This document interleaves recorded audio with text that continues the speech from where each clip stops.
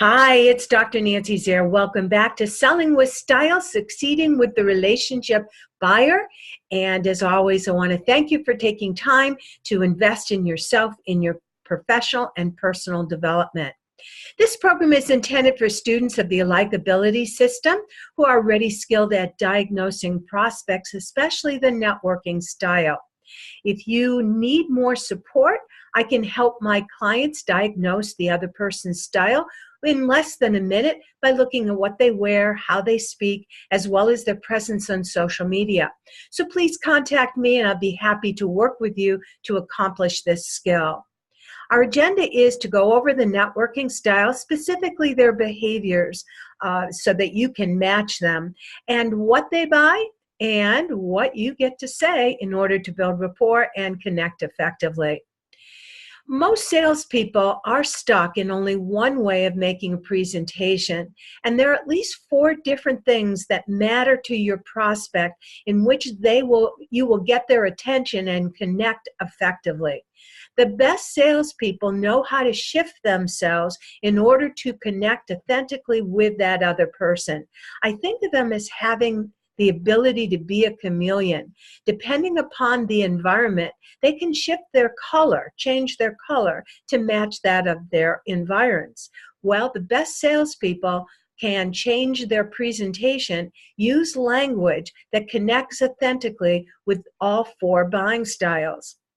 When you watch what they do, you don't see them doing something special or different or extraordinary.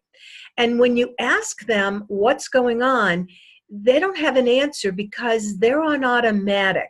They don't realize what skill they've learned. And so you might conclude it's a secret. But the secret is called a likability. A likability.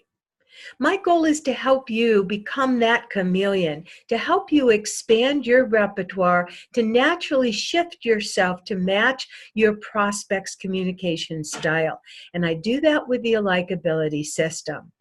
A likability is a word that I coined.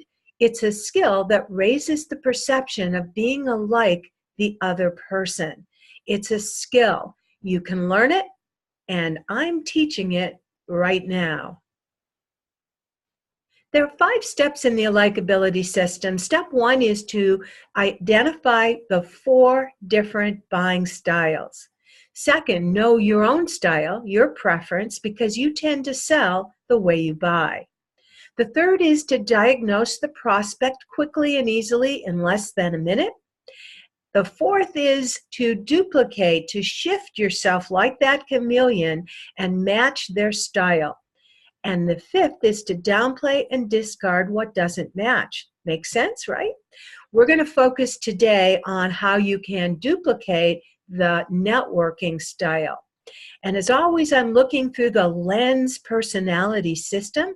LENS is an acronym that stands for learning, energizing, networking, and stabilizing. And of course, today, it's all about the networking style. When they make buying decisions, they are thinking of 2 things. 1, casual. They don't stand on ceremony. It should be casual, down to earth, and it should be comfortable. It's all about finding things that are comfortable. It's a feeling inside. This is a fairly fast decision maker. They don't need much help or outside prodding in order to come to a conclusion that they would like your service or your product. However, within 24 hours of connecting with them, you need to reconnect. Hence, notice that I said it takes 2 to 3 contacts plus 1. Plus 1 comes 24 hours after they said yes. You get back in touch and let them know that they are a valued person, not just a transaction. This is the person, if they feel in any way that they're being treated as a sale, as a transaction, they will cancel the order, or they won't show on the appointment, or they even return the product. They're very sensitive to the idea of being a transaction rather than being a relationship. They voluntarily offer help. So there's a good reason why you want to connect with this person, because not only do they want to help you succeed, they want to help their friends succeed, and they're very happy to help be a matchmaker and connect you with other people who could be potentially good clients and resources for you. But be aware, they have a big mouth. If in any way you cross them, or they feel that, again, you have diminished them and made them feel like they're really more of a transaction and less of a person, they've got a big mouth and they will use it.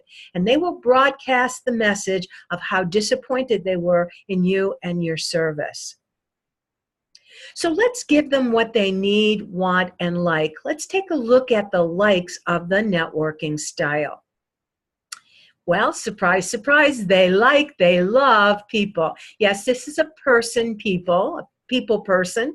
They love to connect with others and be in affiliation.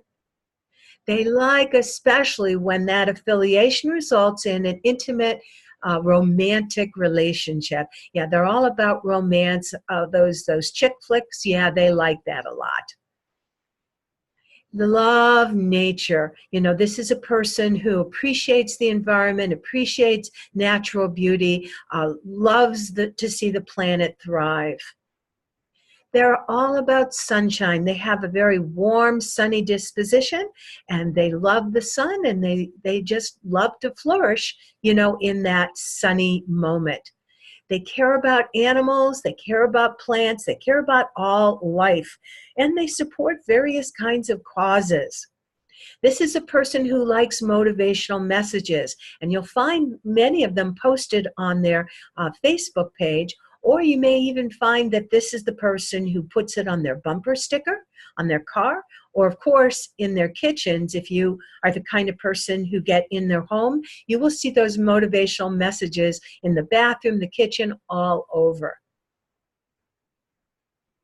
They are very much into touch, and that touch could be a physical touch. It could also be an emotional touch, because this is a person who wants to connect with others, right?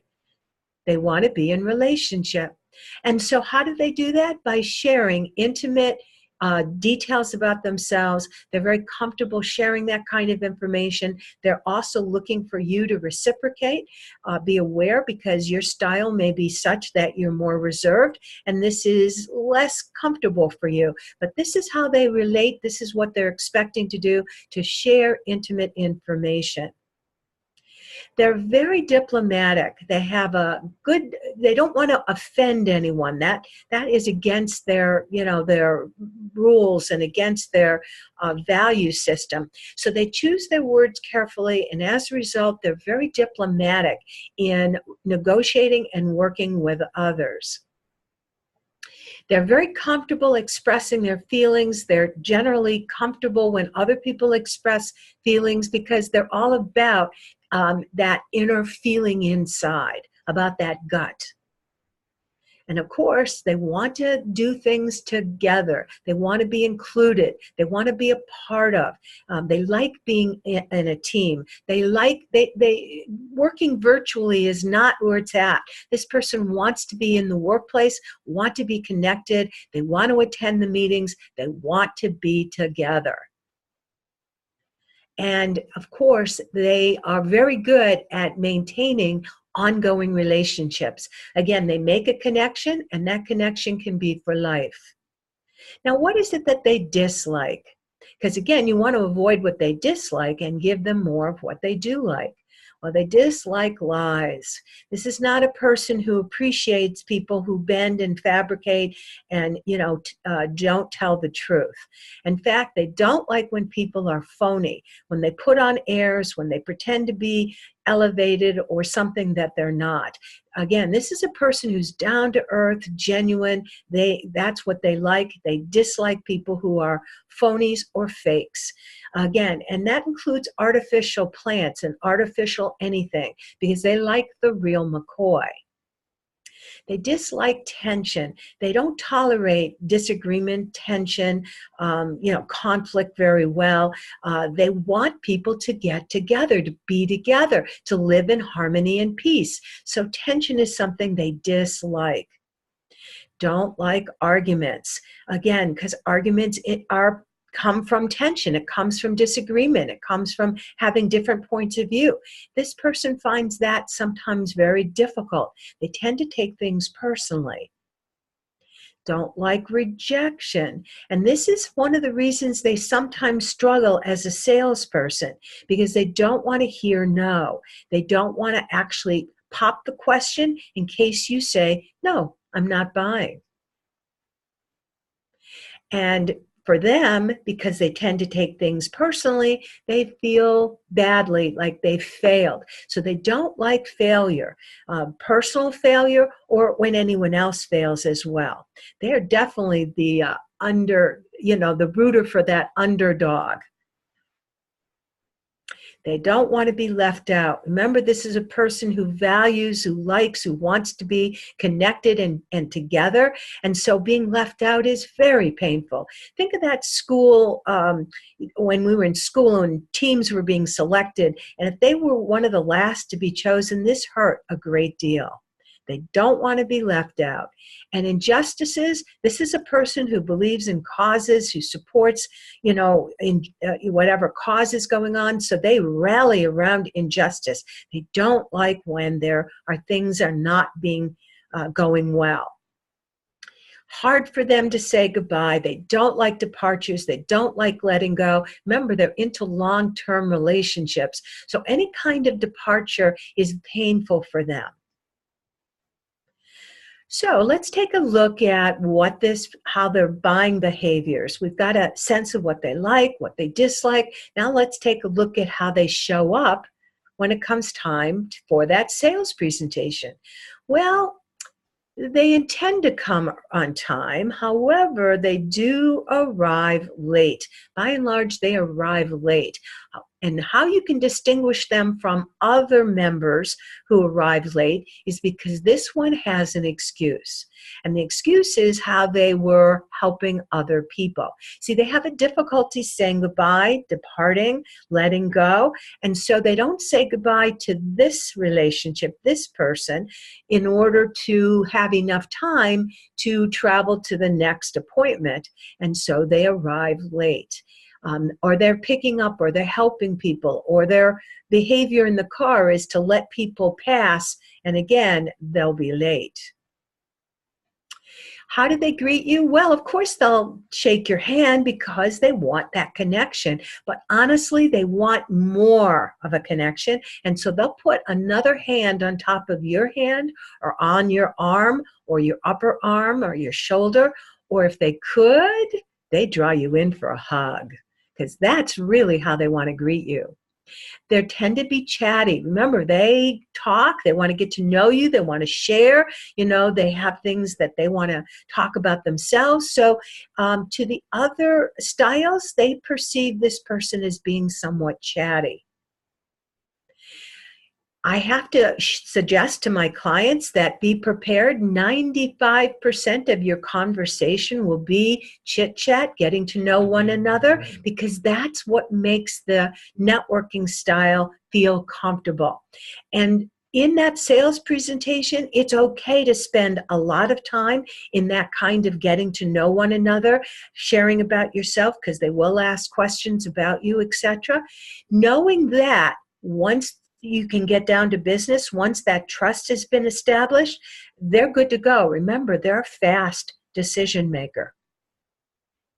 And smiles. They greet you with a smile because they're happy, they have sunny dispositions, they're meeting a new person, they like meeting people, they like getting to know others. So yes, you're going to find that smile just is very general, just kind of comes from within. As well as they will give you compliments. Yes, and it just bubbles forth without their having to think about it. They'll comment on something like, that's a great color for you, because they just easily notice good things that are happening for you and in their environment. Remember, they're prepared to share personal information, and of course, they're going to want to know about you as well.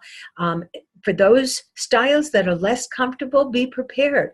You need to be able to answer and be comfortable sharing a little bit about yourself, because they're going to ask questions. And the questions that they ask are different than the questions that the other styles ask, because these questions are personal. These questions are about you.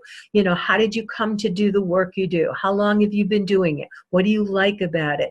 What are some of the challenges? Be prepared. They're going to talk about you as well as about them. And of course, the ultimate goal, to form a bond. They're looking for friendship. This is the person who, even though they may buy a product or service, will actually invite you to Sunday dinner with their family. I mean, that's how much they want to be connected and form a bond.